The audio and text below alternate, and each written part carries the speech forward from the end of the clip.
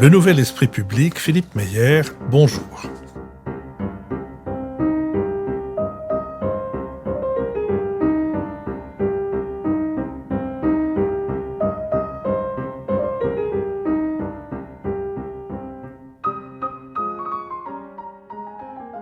Bonjour, merci de nous avoir rejoints pour ce nouvel épisode de notre série Si c'est pour la culture. On a déjà donné deuxième épisode pendant lequel je vais recevoir de nouveau Sophie Cazot, journaliste web chez BFM TV et qui est en charge des influenceurs et avec elle nous essayons d'explorer ce monde des influenceurs. Nous nous sommes quittés sur l'évocation d'une des divinités de ce monde, qui est Squeezie, mais vous nous avez annoncé que Squeezie avait été détrôné, qu'il n'était plus le roi des rois, mais seulement le deuxième, et remplacé par un dénommé Thibaut InShape. Alors Thibaut InShape, que fait-il et comment a-t-il conquis sa place ? Alors Thibaut InShape, à la base, c'est un influenceur fitness, donc spécialisé dans le sport, qui faisait beaucoup de tutos, donc des vidéos, et il apprenait aux gens à faire tel mouvement de sport, telle séance, etc. Et lui, en fait, sa trajectoire, elle est très caractéristique de ce qui plaît aujourd'hui sur YouTube, c'est que au fil des années, il a commencé à faire de plus en plus de divertissement lui aussi. Et aujourd'hui, ces vidéos, c'est principalement des espèces de mini-reportages. Par exemple, je vais dans une centrale nucléaire ou des espèces d'émissions en fait, de témoignages, comme on pourrait en avoir à la télé aujourd'hui dans Ça commence aujourd'hui, où il fait parler quelqu'un qui est atteint de la maladie de Charcot ou des vidéos comme ça. Ni les centrales nucléaires, ni la maladie de Charcot ne sont des sujets particulièrement comiques. Vous disiez qu'il était passé du fitness au divertissement. Le divertissement, ouais. Moi, je vois ça comme quelque chose de très large, en fait. D'accord. C'est-à-dire que ces vidéos, elles ont aussi une visée instructive, mais c'est pas un youtubeur vulgarisateur comme Hugo Décrypte pourrait l'être. C'est vraiment quelqu'un qui va mettre en avant sa personnalité, mais dans différentes situations, et donc en allant visiter une centrale nucléaire, par exemple. Et lui, justement, il a énormément pris en abonnés ces derniers mois, jusqu'à dépasser Squeezie, justement, très récemment. Grâce à une stratégie en fait, il a utilisé littéralement l'algorithme de YouTube, de ce que YouTube voulait mettre en avant, c'est-à-dire ces petites vidéos très rythmées qu'on appelle les shorts sur YouTube, qui sont en fait une imitation de ce qu'on peut trouver sur TikTok. Et il a démultiplié ces formats-là, et donc il a gagné beaucoup d'abonnés à l'étranger. Et aujourd'hui, il en a 20 millions. Ouf, comme vous voyez, j'ai marqué un moment d'hésitation. Mais des vidéos courtes, c'est quelle distance ? Ça va être 10 secondes, par exemple. Mais 10 secondes sur une centrale nucléaire ? Ah non. Ça va être des vidéos. Parfois, il va se filmer justement en séance de sport. Mais alors là, ça va être plutôt des espèces de mini-sketchs un peu humoristiques. D'accord. Mais alors, en 10 secondes, qu'est-ce qu'on montre en 10 secondes ? Alors, pas grand-chose. Oui. C'est justement le reproche que beaucoup de personnes lui font, c'est que ces shorts, beaucoup de personnes trouvent qu'il n'y a pas beaucoup de profondeur dans ce contenu-là. Et lui, il s'en défend, et il dit que c'est simplement du divertissement et qu'il n'y a pas à chercher beaucoup plus loin, quoi. Et donc voilà, ça va être vraiment des mini-sketchs dans lesquels il ne parle pas. C'est intéressant de noter ça. Il ne parle pas, et donc en fait il élargit comme ça son audience parce que elle s'adresse à tout le monde peut comprendre. En fait, c'est des vidéos très percutantes. Vous nous en raconteriez une par hasard, vous en avez dans la tête? Je sais que c'est toujours difficile de raconter les images, mais si ça vous vient, faites-moi signe. Et sinon, intéressons-nous à un autre nom que vous venez de... Non, pardon, je m'arrête d'abord sur Thibaut InShape. Qui le rémunère, lui, pour le coup? Parce que une vidéo de 10 secondes où il fait quelque chose de drôle ou de pas drôle, j'en sais rien, enfin qu'il croit lui-même, qu'il souhaite lui-même drôle, mais il a 20 millions d'abonnés... avec ces 20 millions, que fait-il de rémunérateur ? Alors, justement, pour les influenceurs, aujourd'hui, il y a plusieurs moyens d'être rémunérés.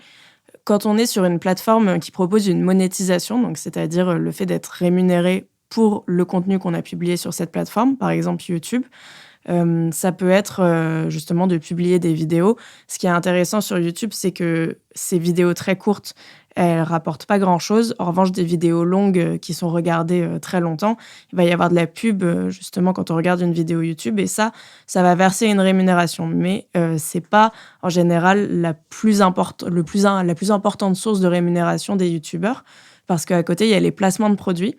Et donc, c'est quand des marques contactent un créateur ou une créatrice pour leur dire alors, j'ai sorti cette dernière bouteille d'eau, est-ce que tu pourrais en parler dans ta prochaine vidéo, ta prochaine photo, ta prochaine story. Et donc, les influenceurs, ils vont faire la publicité de ce produit. Et donc, c'est ce qu'on appelle un placement de produit. Et ça, aujourd'hui, c'est la plus importante source de rémunération pour les influenceurs. Mais le placement de produit doit être un placement de produit officiel, c'est-à-dire c'est l'eau, on va appeler ça l'eau Sophie Cazot. Alors je veux vendre l'eau minérale Sophie Cazot, je dis voilà, j'ai de l'eau minérale Sophie Cazot, c'est très bon, achetez-en. Ou bien est-ce que je mets une bouteille d'eau minérale Sophie Cazot pendant que je suis en train de vous parler d'autre chose? Alors justement, ça c'est illégal. C'est un peu le gros sujet des influenceurs vis-à-vis de la loi aujourd'hui, c'est que aujourd'hui, quand un influenceur fait une publicité, il a l'obligation de mentionner que c'est une publicité. Donc, il va écrire publicité, collaboration commerciale sur la photo, la vidéo, la story qui concerne ça. Dans les faits, la plus importante infraction constatée par la DGCCRF, qui est le service de répression des fraudes de l'État, chez les influenceurs, c'est le fait de ne pas indiquer qu'une publicité en est une. Et ça, c'est puni. La peine encourue pour ça, c'est une pratique commerciale trompeuse. La peine encourue pour ça, c'est quand même 2 ans de prison. Bon, aujourd'hui, personne n'a été condamné à 2 ans de prison chez les influenceurs pour ça, mais il y a déjà eu des amendes. Et régulièrement, la DGCCRF, elle épingle des influenceurs parce qu'ils n'indiquent pas qu'une publicité en est une. Alors, je reviens en arrière. Vous avez prononcé tout à l'heure un nom important dans ce monde, qui est le nom de Hugo Décrypte. Alors, est-ce que Hugo Décrypte est un influenceur? Alors, ça, c'est une question qui s'est beaucoup posée, notamment chez les journalistes ces dernières années. Alors, disons un mot de ce qu'il fait quand même, pour ceux qui ne le connaîtraient pas. Hugo Décrypte, c'est quelqu'un qui publie tous les jours des résumés de l'actualité. Et donc, aujourd'hui, il est sur tous les canaux. Il fait un podcast, il est sur YouTube, il est sur Instagram. Et il va essayer de vulgariser l'actualité, en général, pour les plus jeunes. Et il est extrêmement suivi par les jeunes. Aujourd'hui, c'est vraiment une source d'information qui est plébiscitée dans les collèges, dans les lycées. Et donc, il a commencé vraiment comme n'importe quel autre influenceur en publiant des vidéos sur YouTube tout seul. Et aujourd'hui, il a une vraie entreprise. Les personnes qui travaillent chez lui, ils ont une carte de presse. Donc aujourd'hui, on peut considérer qu'il est plus journaliste qu'influenceur. Mais c'est vrai qu'il y a un peu un mélange des genres aussi dans ses contenus.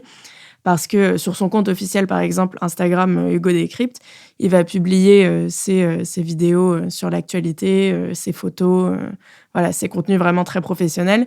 Et ensuite, parfois, il va publier une photo avec Squeezie, dont on a parlé juste avant, parce qu'ils sont amis. Et donc là, ça va être plus le contenu de Hugo Travers, qui est son prénom, son nom de famille à lui, plutôt que Hugo Décrypte. D'accord. Mais ce passage de la vidéo mise à titre personnel où, je ne sais pas combien il a d'abonnés, mais c'est considérable. Enfin, oui. Ça a pris combien de temps? Enfin, le passage de l'individu qui se met devant son téléphone, qui se filme et puis qui se met sur YouTube, et à celui qui crée une entreprise de presse, enfin, qui crée une entreprise reconnue par la commission, parce qu'on peut pas, on n'est pas une entreprise de presse parce qu'on décide qu'on l'est. Il faut que la commission qui donne l'habilitation vous reconnaisse. Ça a pris combien de temps? Ça a pris quelques années, mais honnêtement, ça s'est fait assez rapidement. Je dirais que lui, il a lancé sa chaîne dans la fin des années 2010, et là, ça fait bien 2-3 ans qu'il est très structuré quand même. Et est-ce que le contenu de l'information de cette chaîne est considéré comme sérieux, informé, tâchant de respecter le plus possible les règles de la probité et de l'impartialité, ou est-ce que c'est considéré comme une chaîne liée à l'opinion personnelle de celui qui l'a fait. Non, aujourd'hui, c'est considéré comme assez sérieux. D'ailleurs, il a régulièrement des invités qui montrent qu'en tout cas, il est considéré par les personnalités politiques. Il y a quelques mois, il a quand même fait une interview d'Emmanuel Macron qui était très sérieuse, hein. Pour le coup, il n'y avait pas de remise en doute de ses compétences. D'accord. Et dans ce domaine-là, le domaine de l'information ou du suivi de la politique, est-ce que vous avez observé qu'il y a une augmentation du nombre des intervenants, des tentatives d'être influenceurs, ou est-ce que c'est stable? Il y a un vrai monopole d'Hugo Décrypte quand même, qui capte énormément de cette audience qui pourrait être intéressée par ça. Et ensuite, oui, il y a d'autres influenceurs qui se lancent là-dedans. Il y a beaucoup d'influenceurs qui font de la vulgarisation aussi, ensuite sur des sujets plus spécifiques, par exemple de la vulgarisation scientifique ou de la vulgarisation sur des sujets liés à la tech. Mais sur ce créneau d'information généraliste, Hugo Décrypte, il écrase un peu tout le monde quand même. D'accord.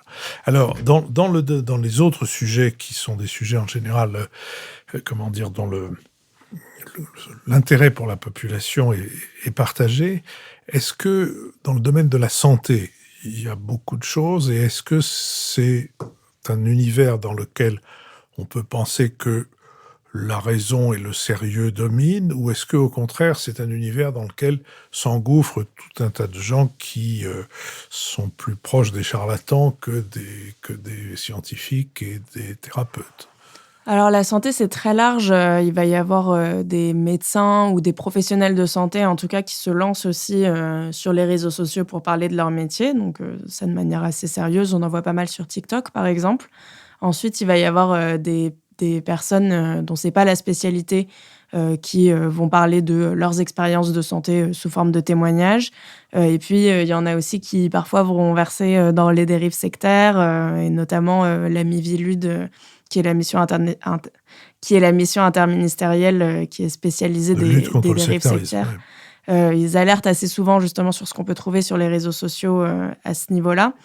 Mais c'est vrai que dans le domaine de la santé, ces dernières années, il y a eu un vrai sujet sur lequel la loi sur les influenceurs a essayé d'apporter une réponse l'année dernière, qui est qu'il y a eu beaucoup de promotions d'actes de médecine qui étaient illégales.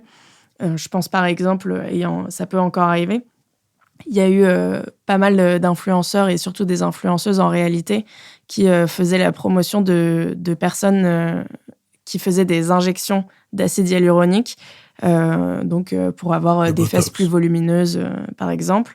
Et c'était des personnes qui n'avaient aucune formation pour ça et qui faisaient ça de manière illégale. Ça a pu arriver et ça arrive encore parfois. La DGCCRF, elle alerte là-dessus assez souvent quand même.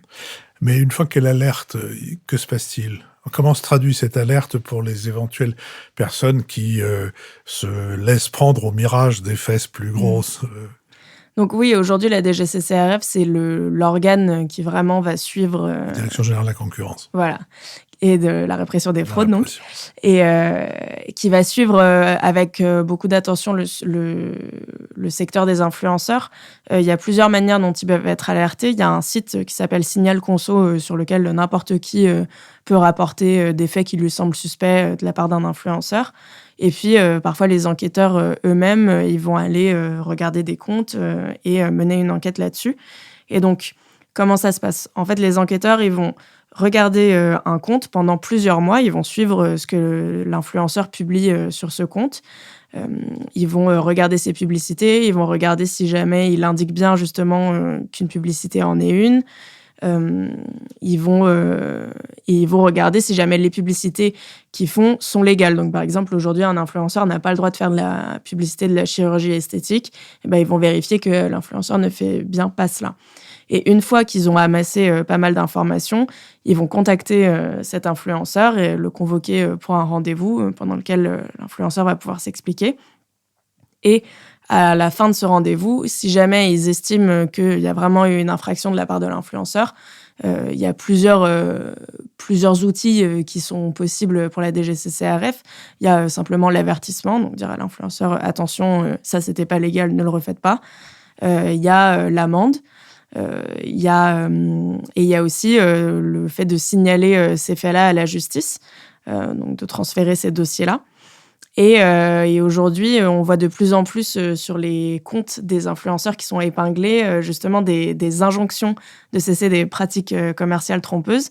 Et donc, les influenceurs aujourd'hui vont être obligés de publier une image de la DGCCRF disant tel influenceur n'a pas respecté la loi, il doit arrêter de le faire. Et ça, c'est aussi une vraie alerte pour sa communauté et pour la communauté des influenceurs en général, parce que personne n'a envie de se retrouver à afficher ça.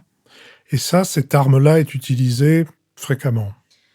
Alors, ces dernières années, la DGCCRF, elle est pas mal montée en puissance sur ce sujet. Il y a eu plus de contrôles. Par exemple, en 2023, il y a eu 2 fois plus de contrôles d'influenceurs qu'en 2022. Sauf que quand on dit ça, ça ne montre pas que le nombre de contrôles, c'est 212 en 2023. 212 influenceurs contrôlés sur les 150 000 qu'il y a en France. En effet, c'est pas beaucoup. Et la réalité, c'est qu'il y a un manque de moyens aujourd'hui à la DGCCRF. C'est ce que pointait le rapport d'information sur l'application de la loi influenceur qui a été publié en mars 2024, qui montrait qu'il n'y avait pas assez d'enquêteurs aujourd'hui dévolus à ce secteur-là et que donc ils font de leur mieux, mais qu'aujourd'hui, c'est pas suffisant. Les sanctions les plus graves, à votre connaissance, qui ont été appliquées? L'année dernière, il y a l'influenceuse Poupette Kenza qui a dû payer 50 000 € d'amende pour avoir fait la publicité d'un produit qui n'est pas légal en France. En tout cas, dont la commercialisation n'est pas légale en France. C'était un blanchisseur dentaire. Et en plus, elle n'avait pas indiqué que c'était une publicité. Et donc, elle a dû payer une amende transactionnelle de 50 000 €. Bon, c'est sur la saga de Poupette Kenza que nous allons nous quitter provisoirement, puisque nous nous retrouverons dans un prochain épisode pour continuer à essayer de découvrir grâce à vous ce monde des influenceurs.